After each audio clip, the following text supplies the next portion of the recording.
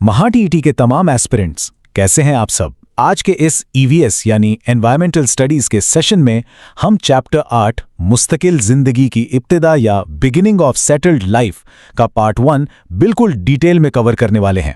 और हाँ, आगे बढ़ने से पहले एक बहुत अहम बात, इस चैप्टर के इंपॉर्टेंट नोट्स पीडीएफ फॉर्मेट में और एक क्विज का लिंक दोनों हमने वीडियो की डिस्क्रिप्शन में दे दिए हैं, तो सेशन के बाद अपनी तैयारी जरूर चेक कीजिएगा। चलिए शुरू करते हैं। आज के इस सेशन का सिलेबस हमने बेसिक लर्नर्स के लिए बहुत ही सिंपल और क्लियर रखा है। हमारा पहला टॉपिक है डोमेस्टिकेशन यानी मवेशी पालना, दूसरा डॉन ऑफ एग्रीकल्चर यानी खेतीबाड़ी, तीसरा फार्मिंग टूल्स, चौथा सेटल्ड लाइफ या मुस्तकिल जिंदगी और पांचवां न्यू ऑक्यूपेशंस यानी मुख्तलिफ पेशे। चलिए अपने पहले टॉपिक की तरफ चलते हैं, step by step animal domestication. इंसान के एक जगह बसने से पहले उसे जानवरों के साथ जीना सीखना पड़ा। आखिर ये जंगली जानवर हमारे दोस्त कैसे बने? सोर्स टेक्स्ट के मुताबिक डोमेस्टिकेशन के 3 बिल्कुल एग्जैक्ट स्टेजेस हैं और एग्जाम के लिए आपको ये क्रोनोलॉजिकल सीक्वेंस यानी ये तरतीब बिल्कुल याद रखनी है। पहला स्टेज था जंगली जानवरों को पकड़कर काबू करना, दूसरा उन्हें इंसान के साथ रहने का आदी बनाना और तीसरा उनसे दूध जैसी चीजें हासिल करना और मेहनत मुशक्कत के काम करवाना। अब यहाँ इस खास डेफिनेशन पर जरा गौर कीजिए। एनिमल हस्बेंड्री, जिसे हम मवेशी पालना कहते हैं ना, वो असल में डोमेस्टिकेशन का तीसरा स्टेज है। मतलब सिर्फ काबू करना काफी नहीं है। जब आपको डेयरी प्रोडक्ट्स मिलें और जानवर से हार्ड लेबर का काम लिया जाए, तब जाकर यह स्टेज मुकम्मल होता है। तो अब वक्त है हमारे पहले महा टीईटी प्रीवियस ईयर क्वेश्चन का। सवाल यह है कि सोर्स टेक्स्ट के मुताबिक इंसान ने सबसे पहले किस जानवर को हलाया यानी डोमेस्टिकेट किया था? जल्दी से अपने जवाबात कमेंट बॉक्स में लिखें, देखते हैं किसकी तैयारी कैसी है। और सही जवाब है कुत्ता यानी द डॉग। जी हां, इंसान ने सबसे पहले कुत्ते को मानूस किया था। शुरू में इसका मकसद सिर्फ शिकार में मदद करना था। वैसे याद रखिएगा, कुत्ते के बाद भेड़ियों और बकरियों को मानूस किया गया। ये सीक्वेंस एग्जाम के लिए बहुत अहम है। अब जरा स्क्रीन पर मौजूद इस इमेज को देखें। यहां मॉडर्न बुल यानी आज के दौर के बैल को इसके ख्याली जंगली जदे अमजद के साथ कंपेयर किया गया है। यह बहुत ही जबरदस्त तरीके से इलस्ट्रेट करता है कि वक्त के साथ जानवरों की फिजिकल अपीयरेंस और उनके रोल्स दोनों में कैसी तब्दीली आई। इसी बैल के इर्तिकाई सफर पर एक लॉजिकल रीजनिंग का सवाल बनता है। डोमेस्टिकेशन के पहले स्टेज से लेकर तीसरे स्टेज तक जानवरों का मकसद कैसे तब्दील हुआ? अपने लॉजिकल जवाब कमेंट्स में जरूर शेयर करें। खुद सोचें, शुरू में सिर्फ टेमिंग यानी काबू करना था और बाद में हैवी लेबर, जिससे उनकी अहमियत पूरी तरह बदल गई। जानवरों को दोस्त बनाने के बाद बारी आती है द डॉन ऑफ एग्रीकल्चर यानी खेतीबाड़ी की शुरुआत की। और सच पूछें तो यहीं से सिविलाइजेशन यानी तहजीब के बीज बोए गए। और इसी बात पर एक और प्रीवियस ईयर क्वेश्चन, 11,000 साल पहले एग्रीकल्चर के सबूत किन 2 मॉडर्न डे कंट्रीज यानी आज के किन ममालिक में मिले थे? ज्योग्राफिक फैक्ट्स एग्जाम्स में बहुत टेस्ट होते हैं। फटाफट कमेंट बॉक्स में अपने गैस लिखें। बिल्कुल सही जवाब है इजराइल और इराक। तकरीबन 11,000 साल पहले खेतीबाड़ी के सबूत यहां दस्तयाब हुए थे।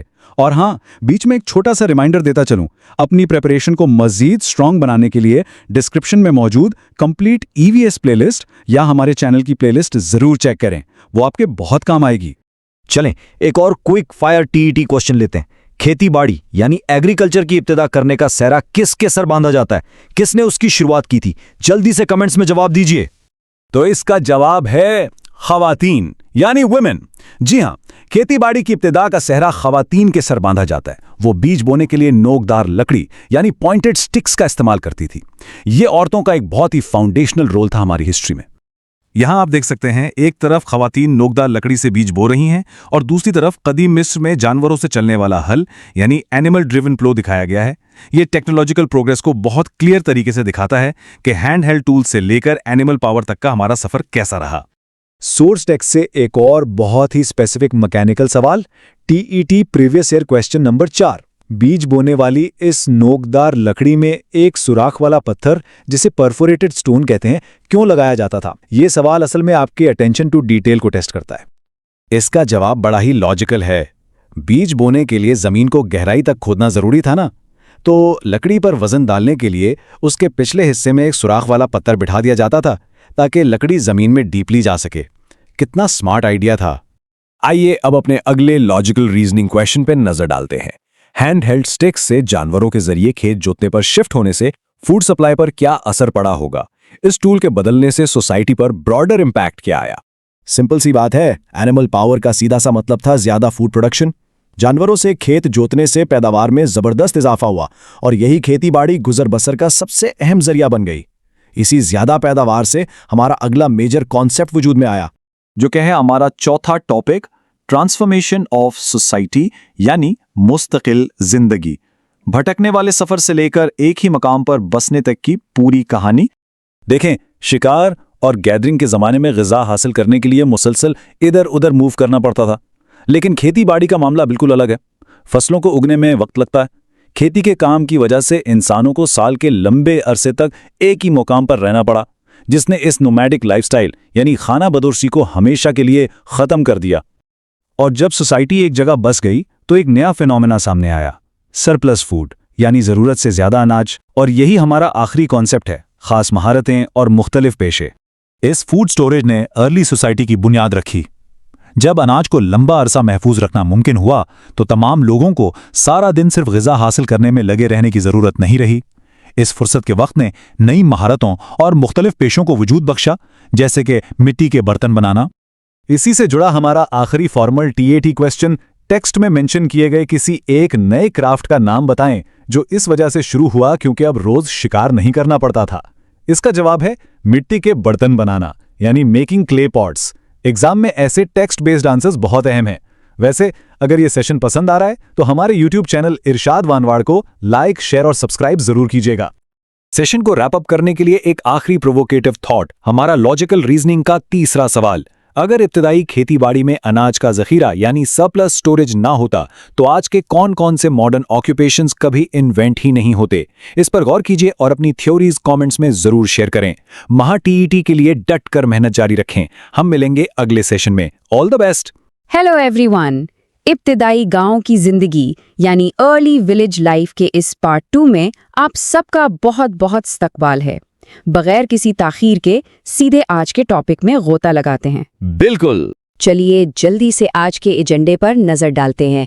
महा ट्रेड के हवाले से हम 4 बुनियादी सुतून कवर करने वाले हैं: तिजारत और इंतजामिया, घरों की तामीर, खानदान और अकायद, और आखिर में सबसे अहम, पिछले सालों के टेट एग्जाम के प्रैक्टिस सवालात। तो शुरुआत करते हैं हमारे पहले हिस्से से, तिजारत और इंतजामिया यानी ट्रेड एंड एडमिनिस्ट्रेशन। सोचिए, जब इब्तिदाई बस्तियां आबाद होना शुरू हुईं तो किसानों ने अपनी ज़रूरत से ज़्यादा अनाज उगाना शुरू कर दिया, और इस एक्स्ट्रा फूड ने ही इंसानी तारीख का रुख मोड़ दिया और कॉमर्स को जन्म दिया। अब यहाँ एक बड़ा ही ज़बरदस्त कॉन्सेप्ट आता है, तबादले का, जिसे हम इंग्लिश में बार्टर सिस्टम भी कहते हैं। ज़रा तसव्वुर कीजिए, उस वक्त पैसे तो होते नहीं थे, तो लोग अपने इजाफी अनाज के बदले रोज़मर्रा की चीज़ें जैसे औजार, बर्तन और सबसे अहम नमक का लेन देन करते थे। और एक बेसिक लर्नर के लिए ये समझना बहुत ज़रूरी है कि किसानों और कारीगरों ने जदीद बाज़ारों के बगैर ये सब कैसे मैनेज किया।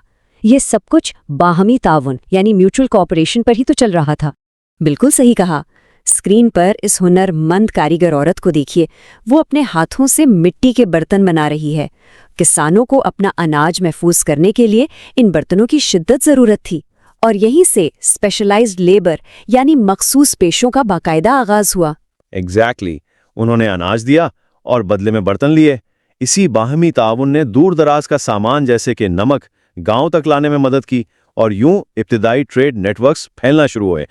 अब यहाँ आप सबके लिए एक सवाल है, जैसे जैसे ये तिजारत बढ़ी, इन इब्तिदाई गांव को अचानक हिफाजती दीवारों और एक लीडर की जरूरत क्यों पड़ने लगी? अपना दिमाग दौड़ाइए और फौरन अपने जवाबात कमेंट बॉक्स में लिखिए। देखते हैं किसकी हिस्टोरिकल अंडरस्टैंडिंग कितनी तेज है। चलिए इसका जवाब देखते हैं। दरअसल जैसे जैसे गांव में अनाज और मवेशियों की शक्ल में दौलत इकट्ठी होने लगी तो ज़ाहिर खतरात भी बढ़ गए।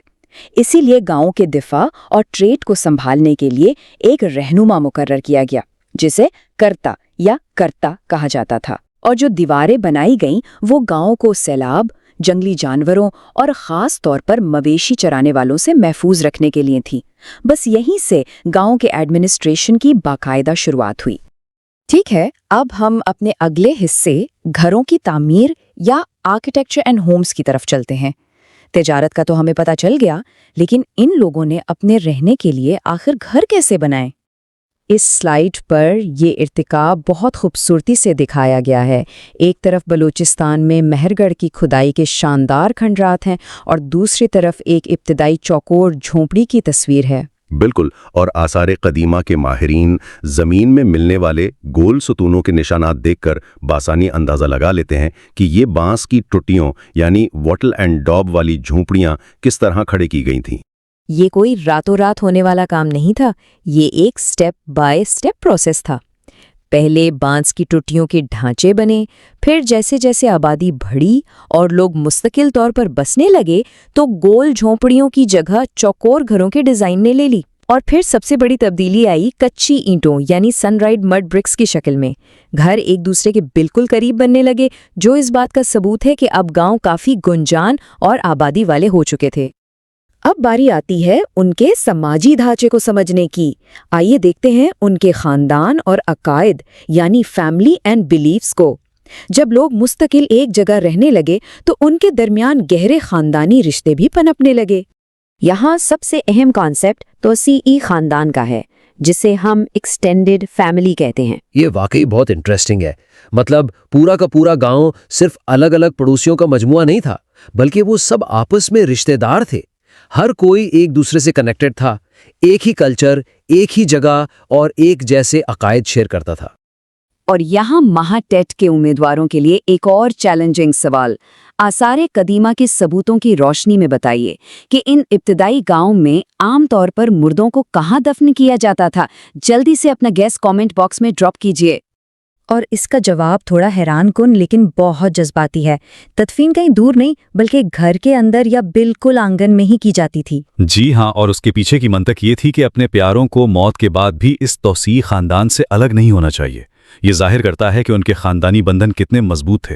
और हाँ, उनके साथ रोजमर्रा की चीजें भी दफनाई जाती थीं, जो मौत के बाद की जिंदगी पर उनके पुख्ता अकीदे का सबूत है। ओके, अब वक्त है हमारे सबसे मोस्ट अवेटेड सेशन का, इंटरैक्टिव क्लासरूम असेसमेंट। आइए दरसी किताब की मश्क से लिए गए पिछले सालों के 5 इंतहाई अहम महाटेट सवालात की प्रैक्टिस करते हैं। चलिए जल्दी से उनका रिव्यू करते हैं।